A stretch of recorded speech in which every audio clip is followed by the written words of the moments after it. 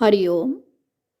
योगदास श्री जयगणेश जोशी यांनी केलेले आत्माराम या ग्रंथाचे हे निरूपण आपण ऐकतोय. अध्याय पहिला, ओवी क्रमांक 35.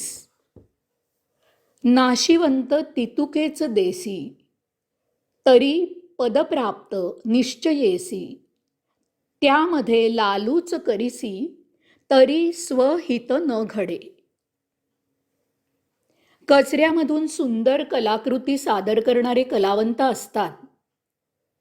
तुम्ही जे सहजच निरुपयोगी म्हणून फेकून देता, त्यामधून ते तुम्हाला त्याची उपयुक्तता शिकवतात.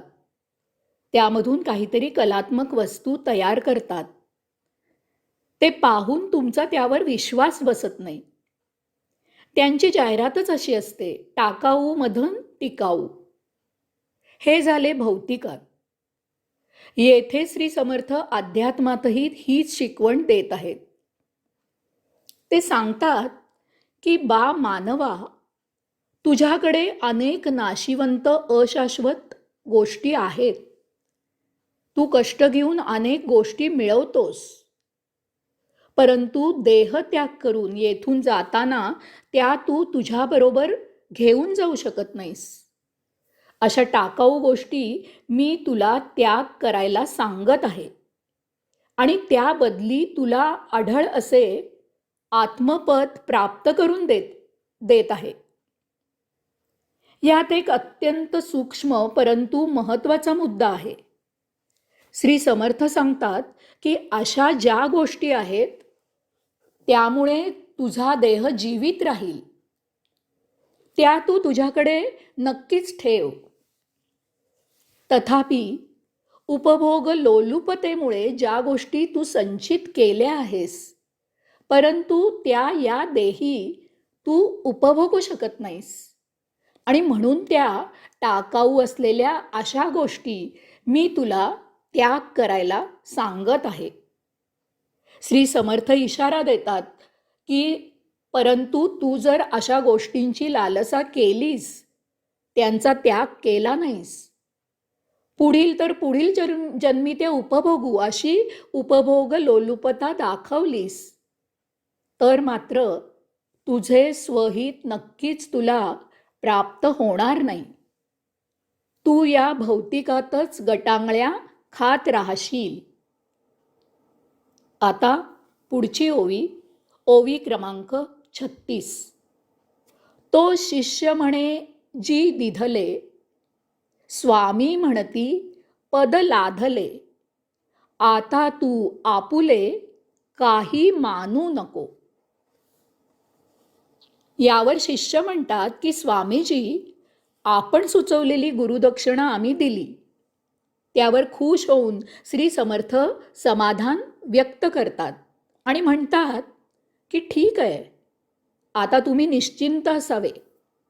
तुम्हाला मी जे सांगितले आहे तसेच घडेल. तुम्हाला ते राजपद, अढळपद, आत्मपद मिळेलच असे समजा.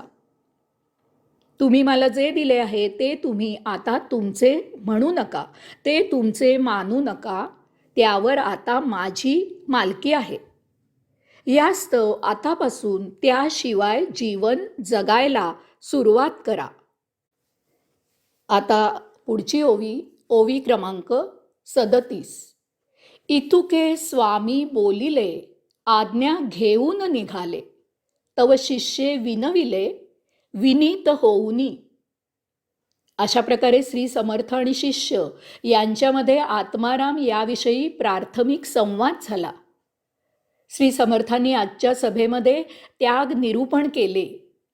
आत्मारामाच्या प्राप्तीसाठी सर्वप्रथम तयारी म्हणून आपण काय त्याग केला पाहिजे ते श्री समर्थांनी सांगितले आणि आजची सभा संपन्न झाली.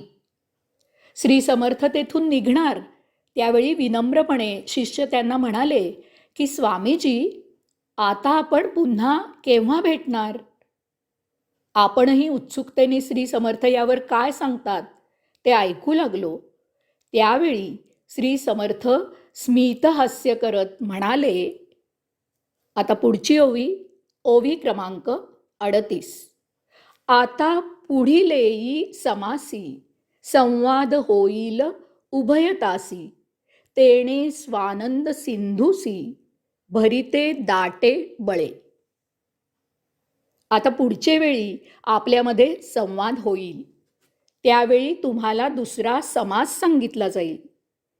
त्या योगे तुम्हाला संवाद सागरात स्वानंद सागरात सचैल महा आनंद मिळेल. असे म्हणून श्री समर्थ झपाट्याने तिथून त्यांच्या इच्छित स्थळी निघून गेले. याचा अर्थ इतकाच आहे की आज जे सांगितले त्याचे मनन करावे, त्याप्रमाणे प्रत्यक्षात आचरण सुरू करावे. जे श्रवण केले ते अंगी सामावून घ्यावे. घाई गडबड करून पोतड्यात भरायला हे काही भौतिक सामान नाही. आता ह्या अध्यायातली शेवटची ओवी, ओवी क्रमांक 39. इति श्री आत्माराम रामदासी पूर्णकाम ऐका सावध वर्म सांगिजेल. अशा प्रकारे श्री समर्थ रामदास स्वामींनी सांगितलेला श्री आत्माराम या ग्रंथाचा हा पहिला अध्याय त्याग निरूपण येथे संपन्न होत आहे. पुढील अध्याय आत्मारामाचे वर्म विशद करणारा आहे. त्यासाठी सर्वांनी आता तयार असावे. अध्याय पहिला, त्याग निरूपण संपन्न. ओम तत्सत त्वम असि. हरि ओम.